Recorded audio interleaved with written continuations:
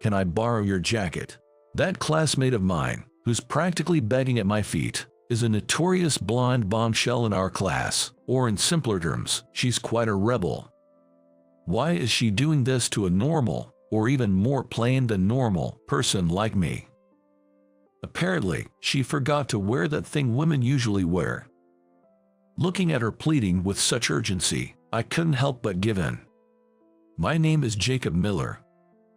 I am a high school senior, like any other.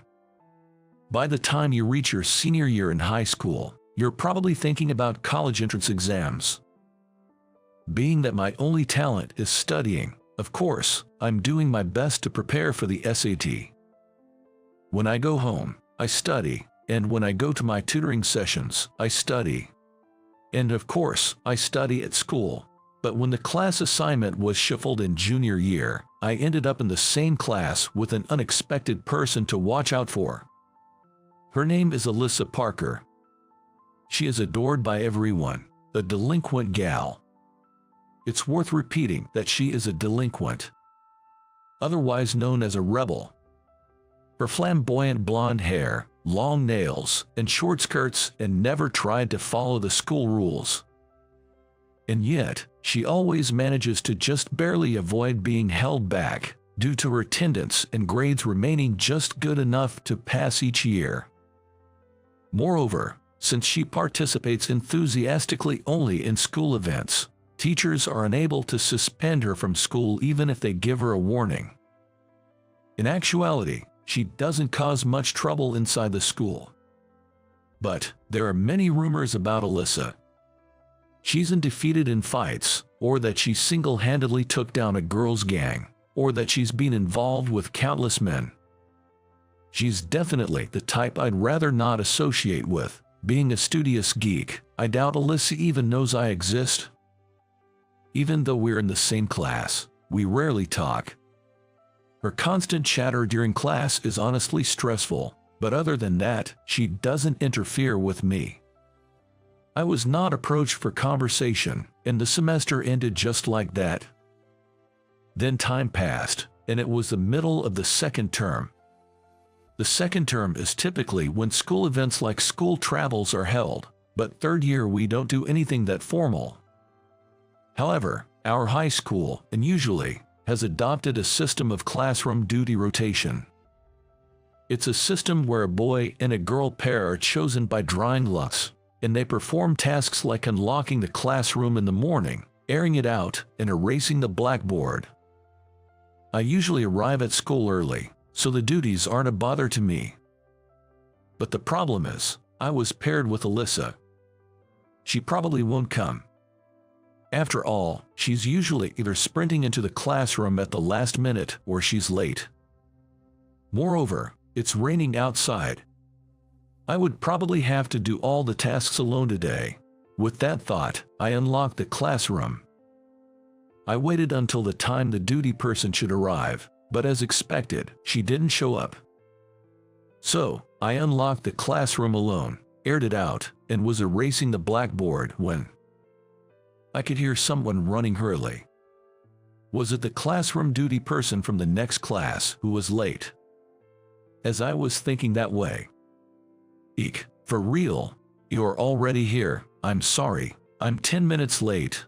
Unbelievably, Alyssa, the notorious latecomer, dashed into the classroom. Taken aback by her unexpected appearance, I dropped the eraser I was holding. Though she was 10 minutes late, it was still earlier than her usual arrival time. And now, she realized that she was late and apologizing to me. Wait, Alyssa. As I stood there in bewilderment, she tossed her near-empty backpack onto her desk and asked, "Oh, you've finished everything already, you're fast. Is there anything left to do?" Well, I haven't changed the water in the vase yet." "Okay, I'll do that." Alyssa grabbed the vase and exited the classroom. It was a shock to me that Alyssa had shown up at all, and I only noticed she was soaking wet as she was leaving the room. She must have run to school, thinking she was going to be late.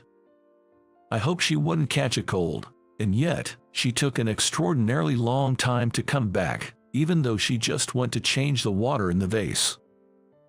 I wondered if something happened, but we weren't exactly friends, so I sat down at my desk and started studying.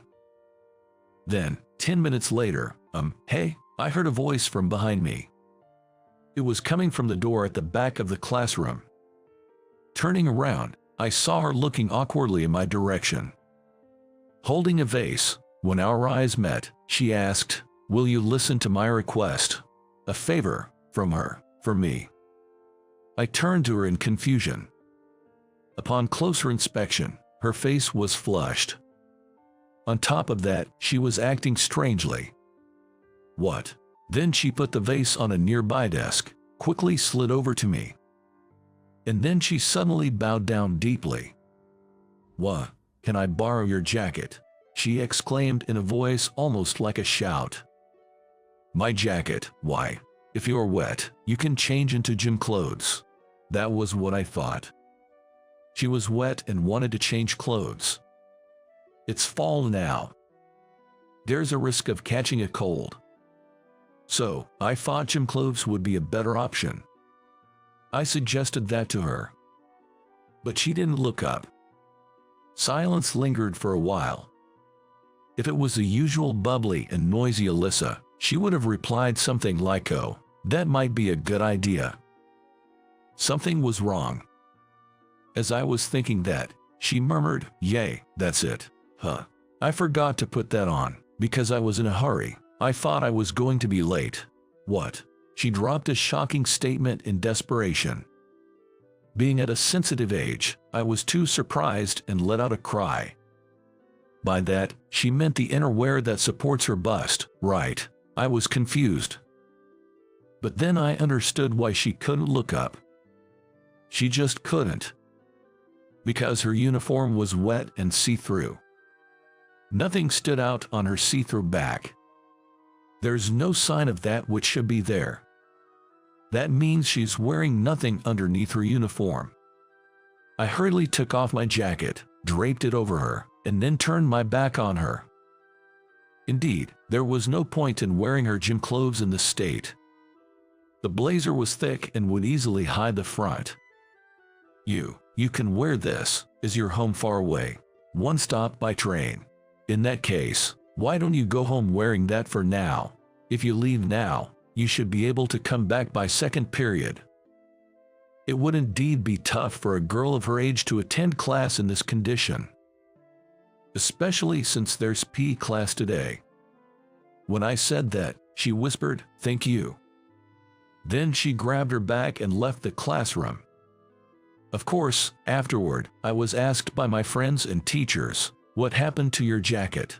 But if they knew that I lent it to Alyssa, I would have to explain the whole situation. So, in a split second, I blurted out a stupid joke with a straight face. I got mugged. Since I'm not the type to say such things often, it was well received by those around me. I lied to the teacher, saying I didn't manage to get my laundry done in time. But my silly joke would later come back to haunt me. Because Alyssa appeared during the second period. Even though I said that, honestly, I thought Alyssa would play hooky today. She was attending class properly that day. "Oh, Jacob, I'll wash and return your jacket tomorrow, okay?" Alyssa shouted out loud, and coupled with my joke, a surreal joke about Jacob, who got mugged by Alyssa, spread like wildfire. And when Alyssa, who had heard that, got extremely carried away and said, "Jacob, lend me your notebook." "Hey, hold on, that one's not finished yet." She started to tease me like this, and people around me started to tease, "Jacob is being mugged by Alyssa again today." So, I created a notebook for Alyssa so that she could take it. Getting it back every time is a hassle, and while my notes are verbatim from class, the notebook is simplified so even Alyssa can understand it. They say you need 3 times the knowledge to teach someone, and that's exactly true. When trying to break things down so that they can be understood at Alyssa's academic level, I felt my lack of knowledge. I need a good vocabulary, too. Making Alyssa's notebook was fun in my life of repeating the same studying every day. I wrote thinking that even Alyssa would understand if I wrote this clearly, but she would always ask, "Hey, Jacob, what does this mean? I don't understand just this part." Every time she said that, I was filled with determination to make a notebook that was even easier to understand, and that she wouldn't say she didn't understand. Well, initially, I had just prepared a notebook that was simplified very basically. But, you see, I tend to get a bit obsessed. I just can't help but put a lot of effort into it. After all, if I'm going to show it to someone, it would be better if it can help them study. That's why I ended up getting a bit too fired up. But it also helped me study, and I had fun doing it, so it's all good. Thanks to Alyssa, I've had more opportunities to talk with my classmates too. As we continued like this, time flew by, and the second semester was about to end. By the time we finished our final exams and were just waiting for them to be returned, I came down with a fever and had to stay in bed. There's not much class left after the exams are returned, so I thought it was kind of a blessing in disguise that I fell sick during this period. Fortunately, my high school is near my home. In fact, I chose this high school mainly because it's near my home. I figured I'd have someone bring my test home. Then I could check the parts I got wrong. With that in mind, I sent a message to a friend. "Hey there, are you okay, Jacob?" Surprisingly, the one who came was Alyssa. "Why, Alyssa?" I was shocked when I got a reply from my friend saying, "Alyssa has taken your test." It seems Alyssa came to deliver my test in place of my friend. "Sorry for the trouble, thank you." "No worries, I also had something to tell you, Jacob." As I sat up, Alyssa handed me the test paper. The score was about as expected, and I was satisfied, but upon closer inspection, there were several other answer sheets behind mine. The scores were 70 and 68 for the math and English tests, respectively. This wasn't my answer sheet. Incredibly, that answer sheet belonged to Alyssa. Alyssa was more prone to failing grades. Moreover, I distinctly remember Alyssa failing consistently in math and English, the subjects Alyssa struggled with the most. Forgetting about my fever, I was so surprised my eyes nearly popped out. Seeing this, Alyssa flashed a wide grin. "Remember the notes you gave me, Jacob? They were incredibly easy to understand, and you even explained parts I didn't get, so my grades shot up thanks to that. It's all thanks to you, Jacob, thank you." With that, Alyssa wore a sparkling bright smile, unlike anything I had ever seen. Seeing that smile, I felt extremely happy. Of course, my part in lending the notes contributed to this, but it was Alyssa's hard work studying that ultimately reflected in the results. The notes were really easy to understand and interesting. I found myself studying at home before I knew it, and I wanted you, Jacob, to be the first to know about my test results. That's why I came over. Haha, you did great, Alyssa. From usually scoring around 30, that's incredible. Exactly. Now I can surprise my family. Having said that, Alyssa turned to me again and suddenly bowed in appreciation. "You know what? I know I'm being presumptuous, but could you teach me next time?" Well, sure. In my mind, I had already been teaching Alyssa when I was showing my notes. But for Alyssa, it seemed different, and being directly asked for help was pleasing. So, once I recovered and returned to school, I started supervising Alyssa's study after school.